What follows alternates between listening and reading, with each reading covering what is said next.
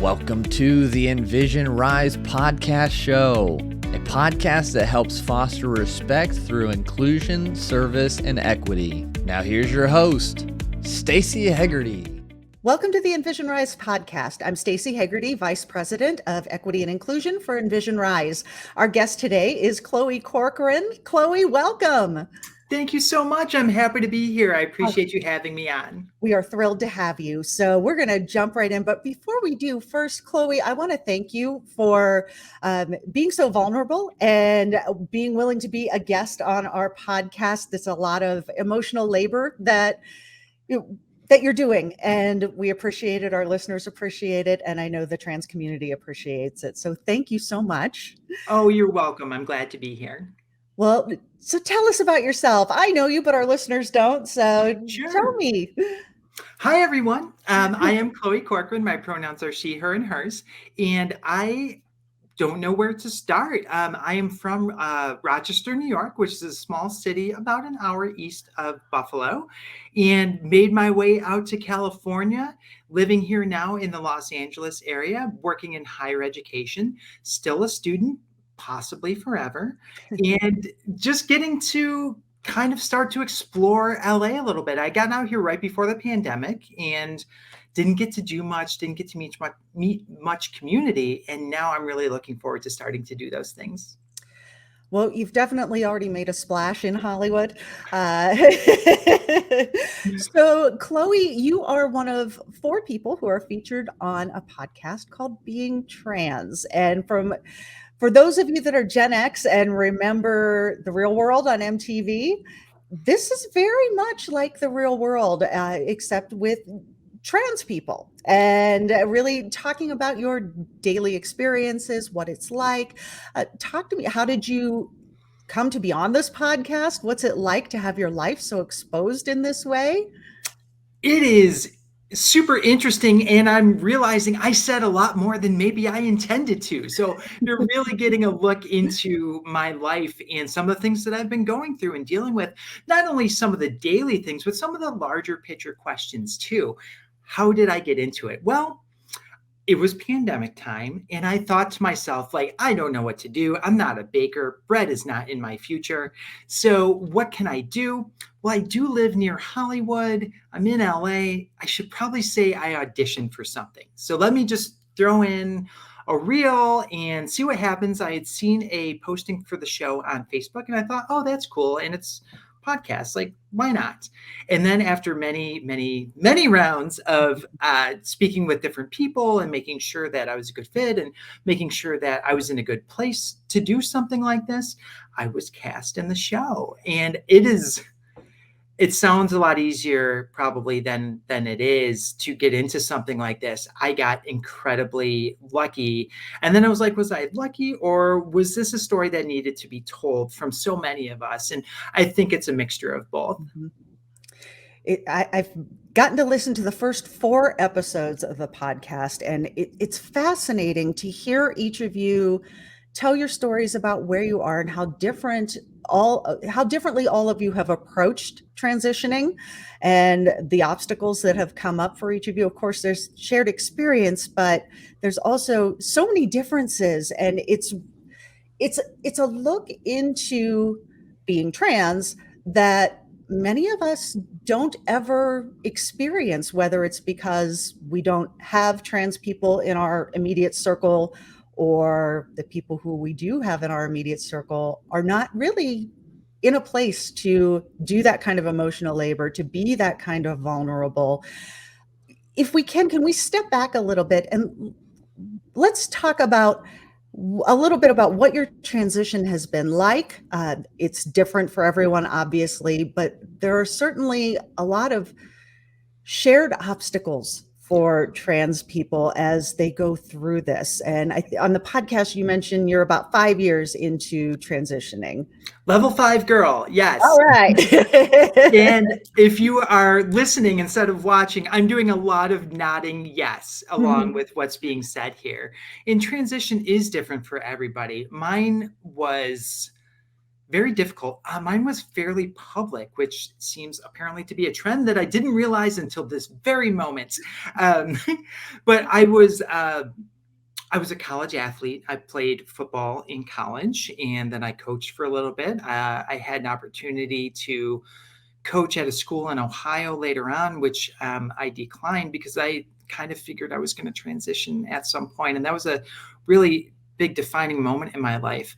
One of the questions I got a lot shortly after transition was, is your life better now? And I said, well, objectively, if you look at my life from the outside, my life is so much worse, but I feel so much better. That those things shouldn't go together. They don't seem like they do, but I felt so much better in who I was and who I was showing to the world and who I was presenting myself as than I ever did what my brother calls BC, before Chloe. So it's been a big shift. It's been a big change. It's taken a lot of time. And honestly, it was probably, the newspaper articles and things along those lines were probably a little bit too much when I first transitioned, but I didn't know what else to do. It was it was a very singular experience. It was a somewhat solitary experience in that I didn't know a ton of other trans people, and seeking community was something I wish I had been a little bit better at. I think it's probably difficult to seek community during a pandemic. Certainly a good part of your transition was spent pandemic times, Yes, and yeah, that nearly half. that certainly adds to isolation for everybody. But then on top of a job transition, you moved across the country into a new role, into a new state. Something that does happen with a lot of people who transition is the risk that comes to, obviously your relationships, but also financial and career and professional. So you said that objectively from the outside, your life is just not better. Trying to be positive there, but Yes, yeah. But for you inside, for who you are, it is completely better. What are some of the things that happen that outwardly someone looking in would go, why would you ever transition?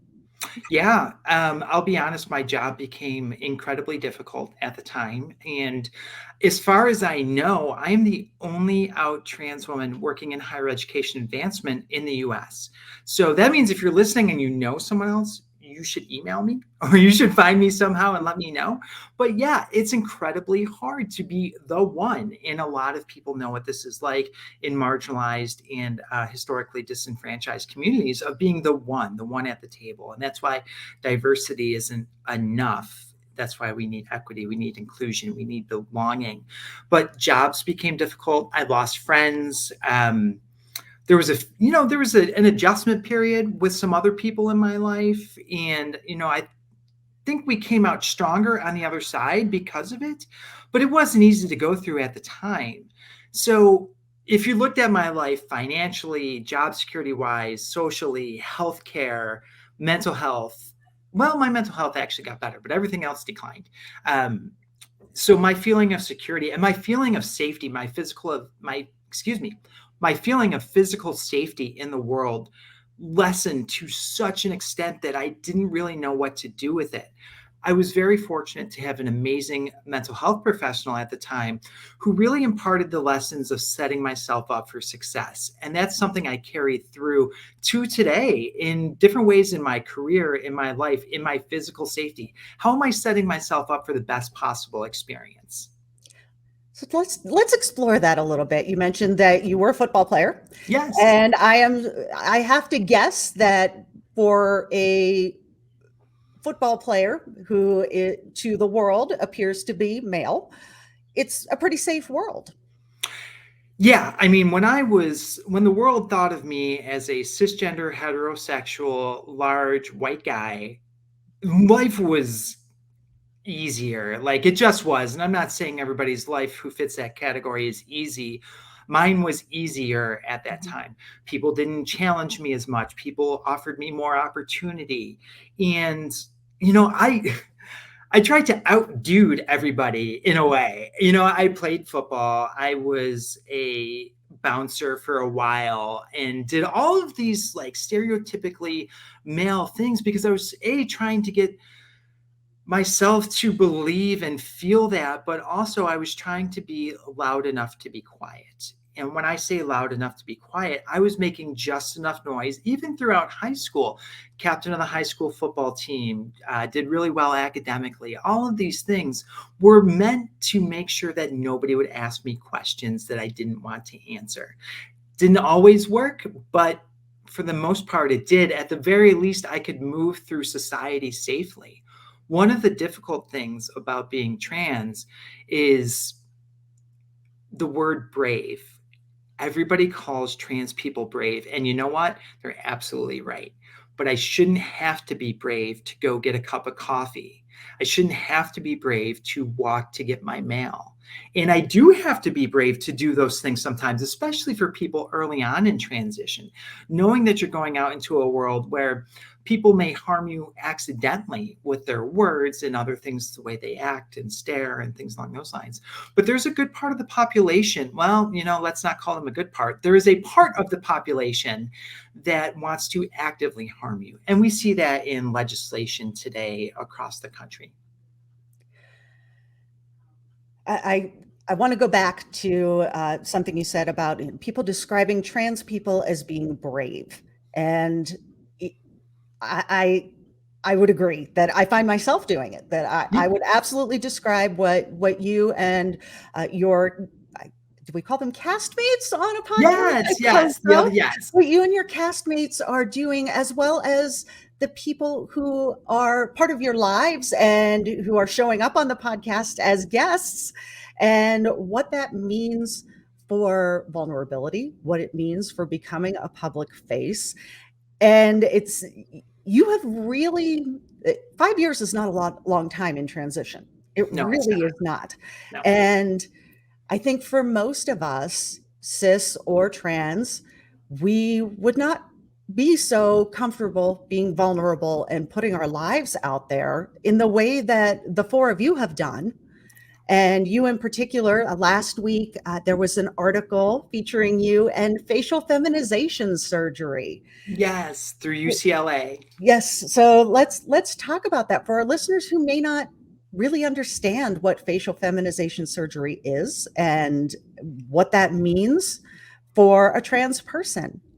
Sure. So facial feminization surgery is a procedure where my different features were softened. For me, the biggest change was the ridge on my forehead. I needed that gone. And I talk about gender affirming care, which facial feminization surgery is part of, as life-saving. And the difficulties is that so many insurance companies, most importantly, label it as cosmetic, and it makes it really hard to get. But I've seen the changes in mental health that come from people who get this surgery, and that leads to better physical health. That leads to less stress on various healthcare systems throughout the country.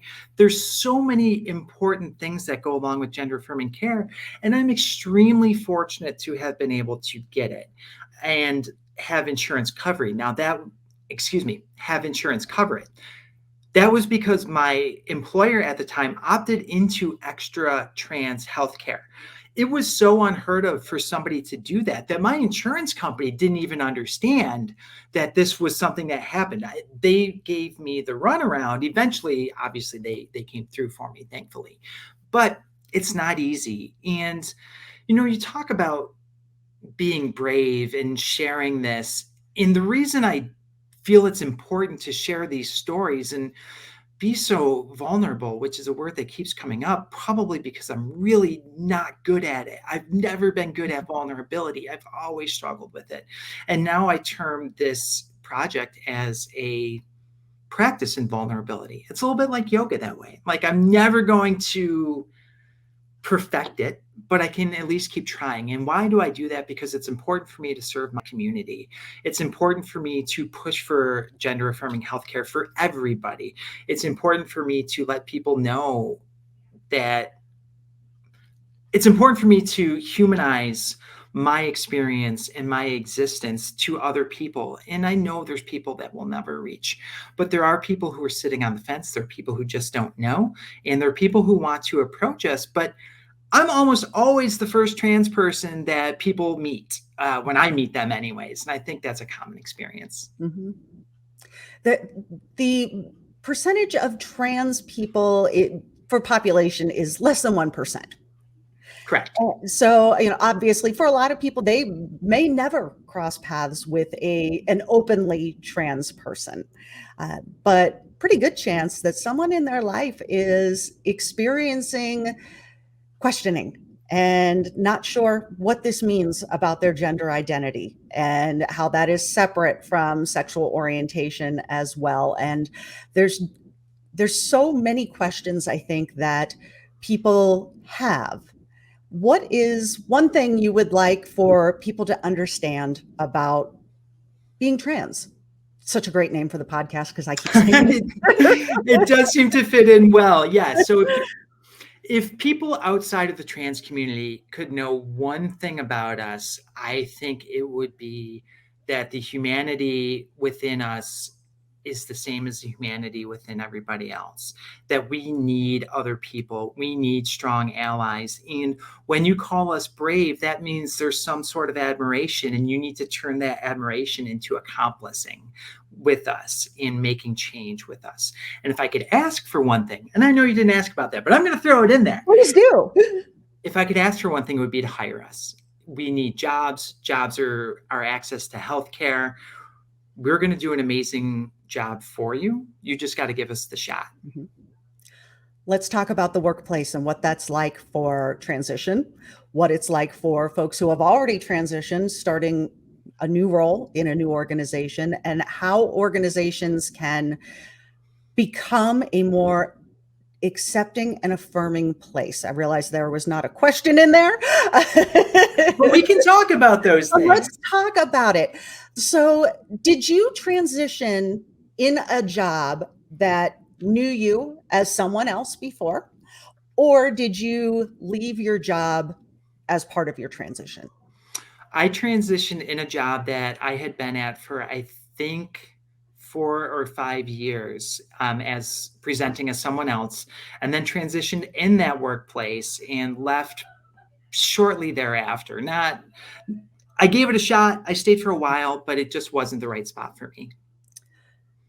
What was that conversation like the day that you went to somebody in the organization and said, here's what's happening? Oh my gosh. They were not prepared. And then, you meet with more and more people, and some people are better prepared than others. But I was told at one point, what we do with you will depend on how you look. And that is verbatim.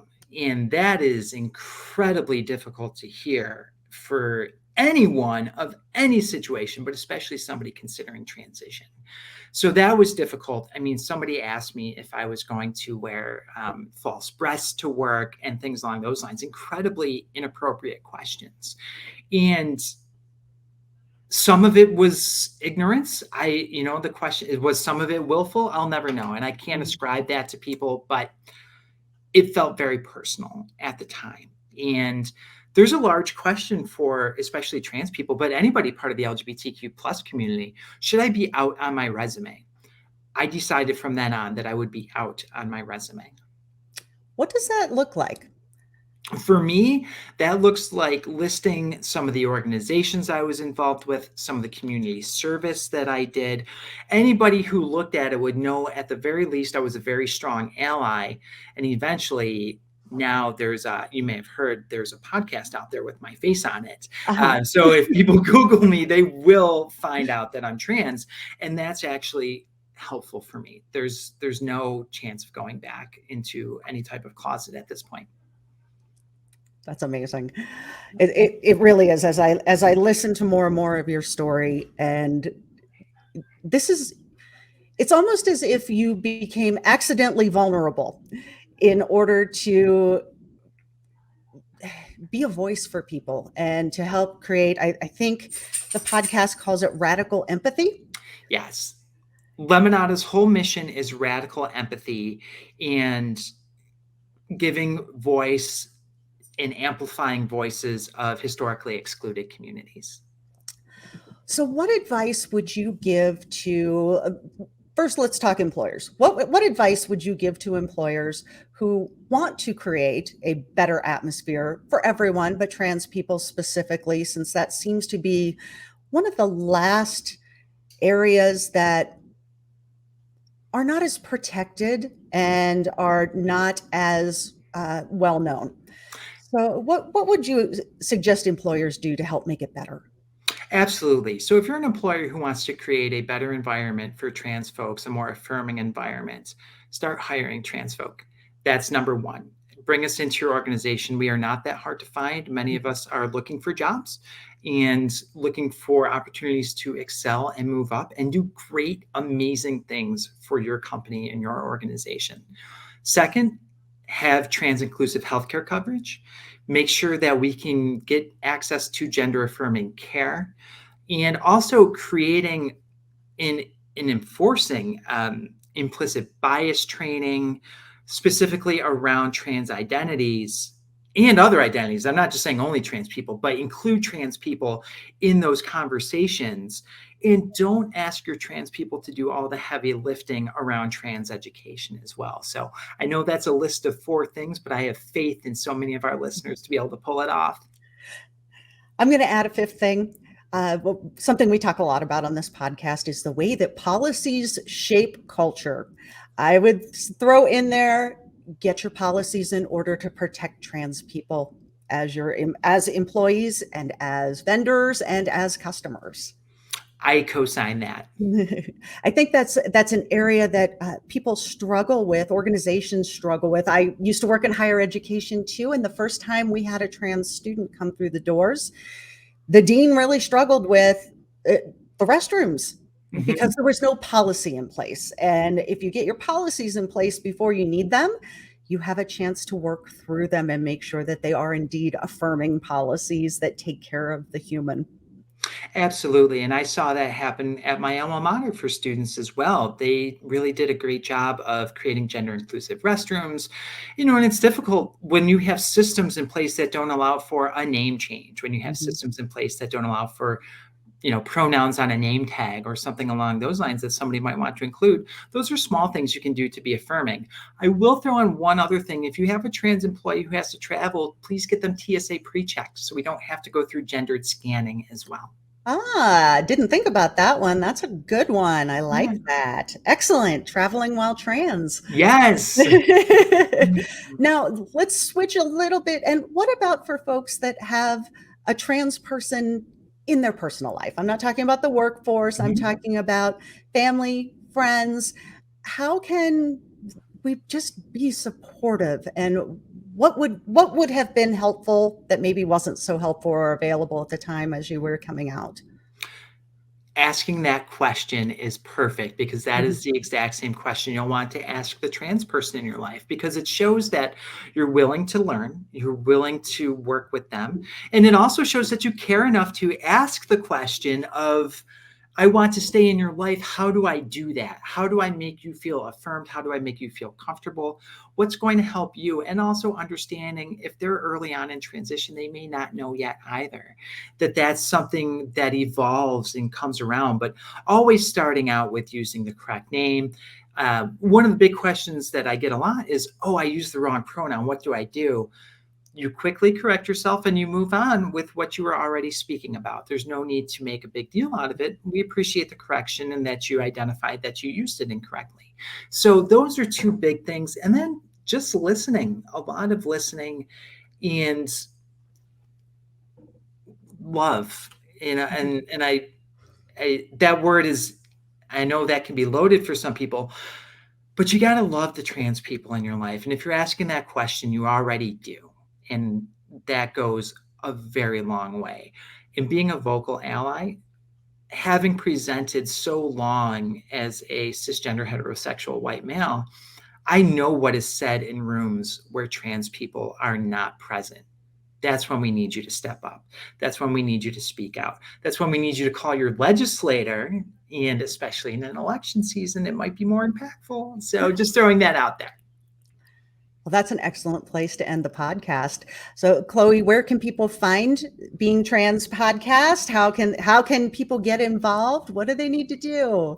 Thank you so much for asking. If you want to listen in on my life and the life of a few other people, please look for Being Trans on programs like Apple Podcasts, Spotify, Stitcher, really anywhere that you can access a podcast, you should find Being Trans. I appreciate the time to talk about this, and I appreciate people tuning in just because maybe you'll learn something, and at the very least, you'll hear me be vulnerable.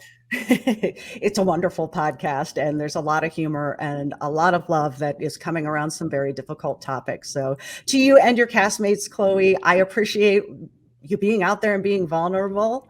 And thank you so much for joining us today.